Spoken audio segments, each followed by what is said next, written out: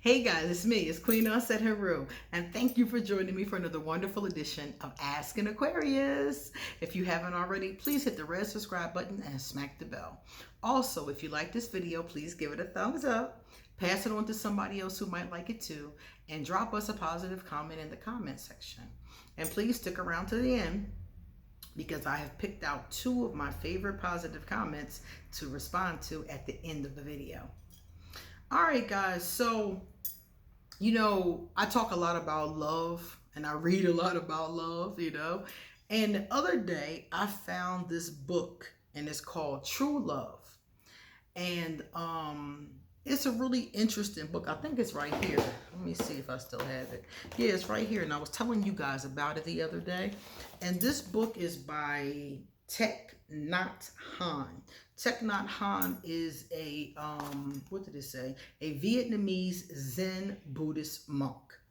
And I love reading stuff from Buddhism and the Buddhists. They say a lot of really good stuff. I'm not 100% on board. They lost me with like 10%, but 90% of what they have to say, I like a lot. So I have a tendency to listen to Buddhist talks and read Buddhist books.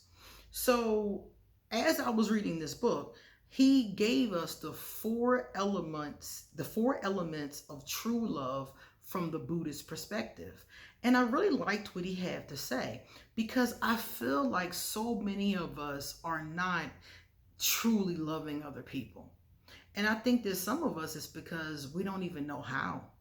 So I wanted to give you guys today the four elements of true love. And you can think about, do you embody these elements?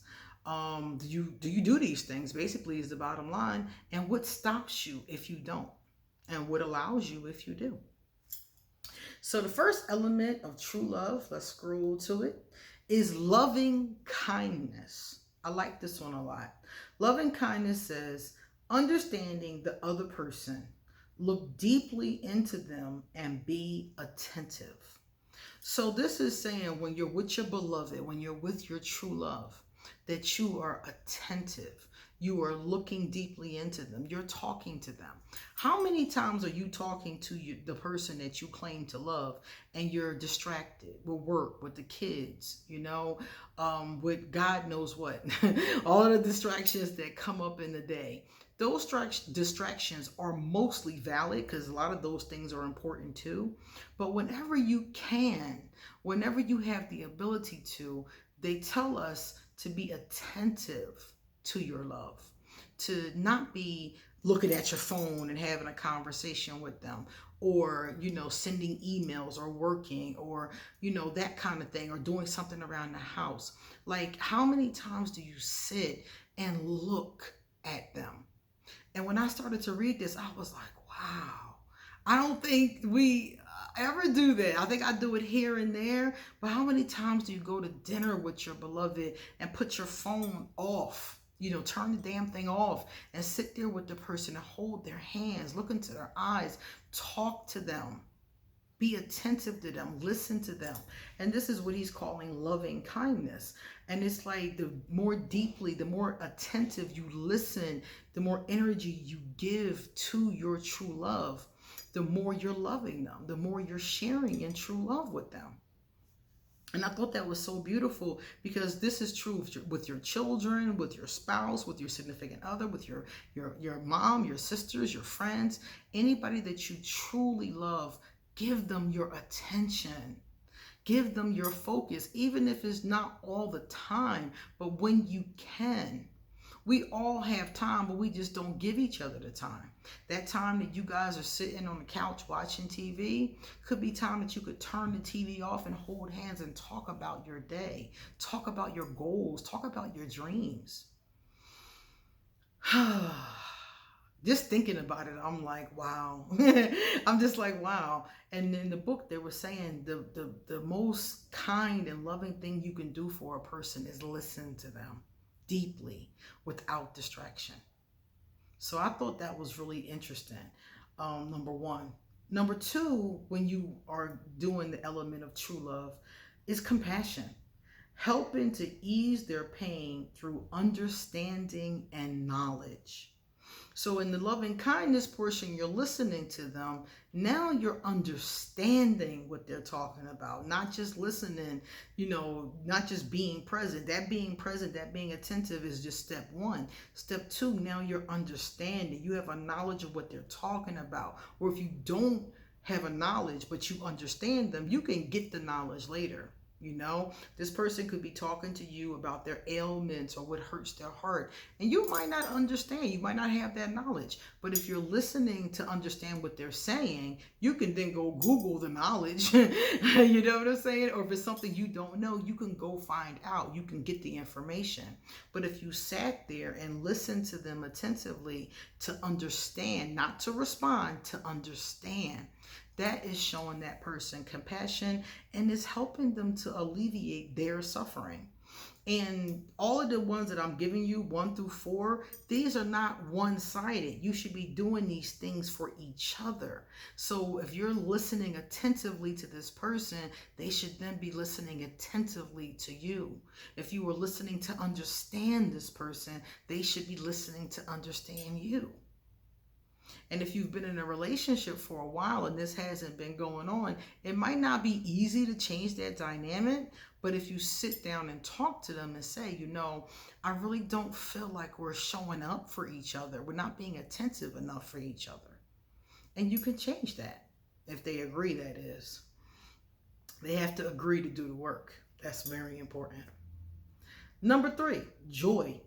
If your relationship is unhappy, this is not real love. If you're in a relationship and you hate to see that person coming, if you're in a relationship and you're not feeling happy, and I'm not saying, and the Buddhists aren't saying that you're going to be happy all the time.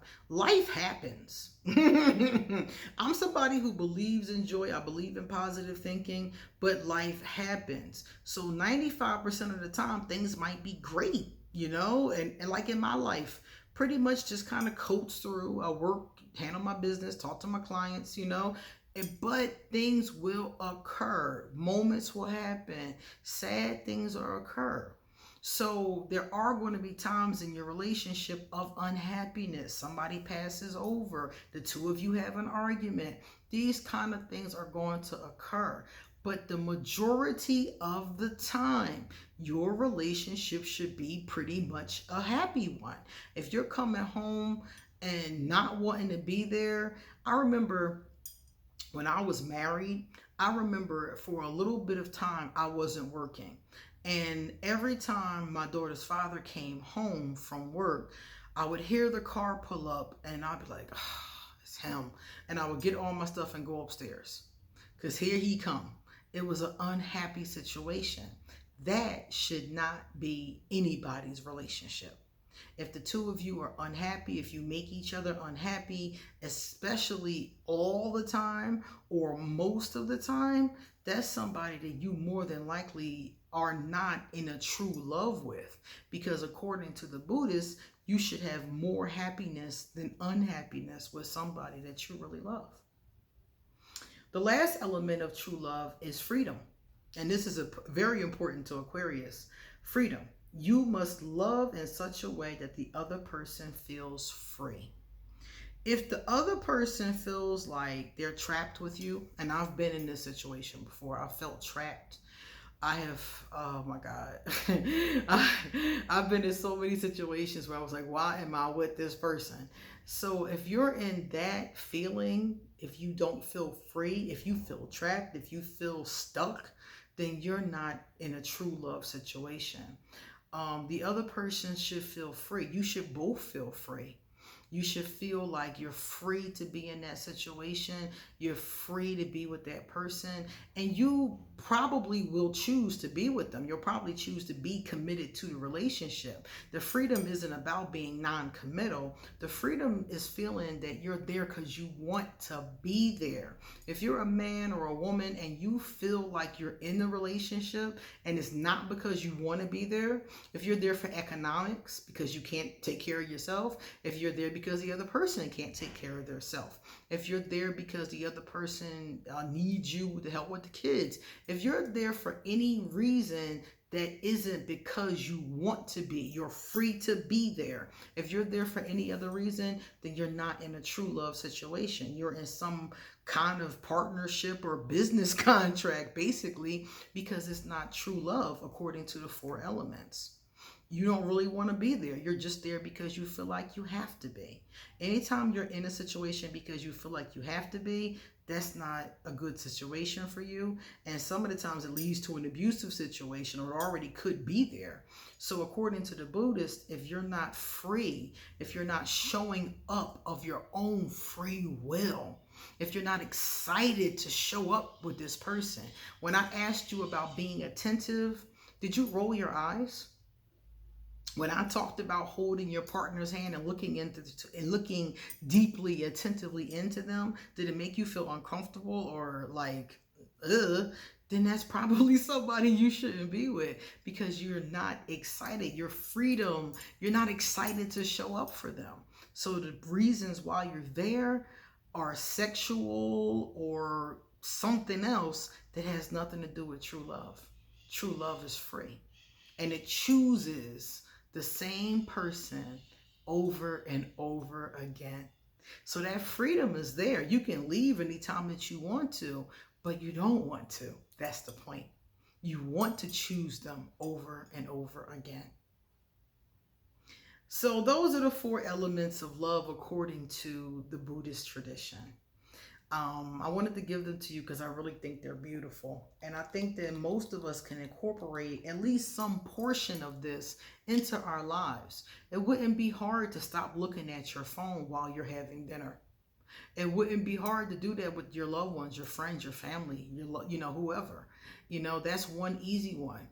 Me and my one group of friends, we used to go out all the time, and everybody would be like, turn off your phone. Everybody would turn off their phones and put them away, and we would laugh and joke and eat, and then before it was time to go, turn our phones back on. That's a very easy way of being attentive and doing number 1. Okay?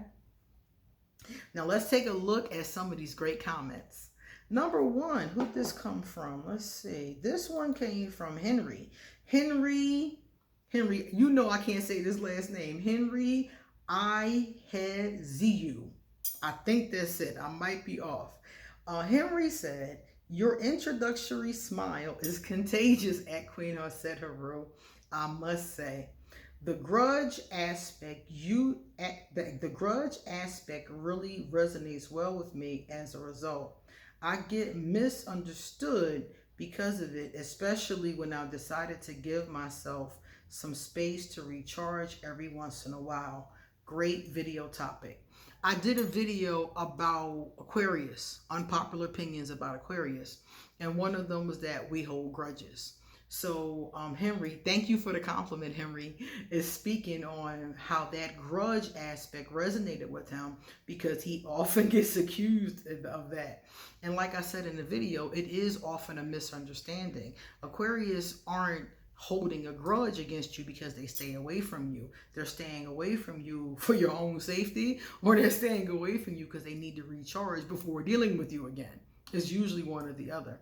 And people think it's because we're angry or holding a grudge. And like Henry said, most of the time, that's just not the case. And Megan said, exactly, I agree 100%.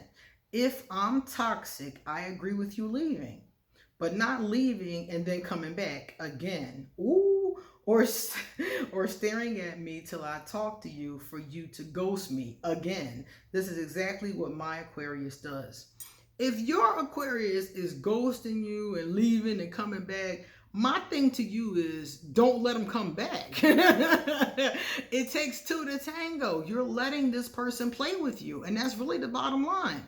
If this person left you one time and decided that they can't do this, okay, fine and well. But don't let them, you're not a revolving door. Your name is not JCPenney. Don't just let them come walking in and out of your life. And Aquarius do that a lot. I've done that a lot. And people let me do it.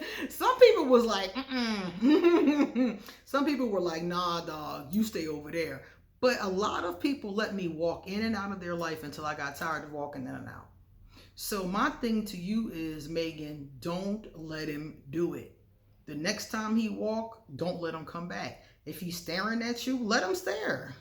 Let him stare at you kissing somebody else. Let him stare at you being happy and moving on with your life. Don't keep letting him play with your heart and your life like that. That's my advice. Okay? All right, guys. That was the last one. So please come back soon because I have a lot more to say. See you later.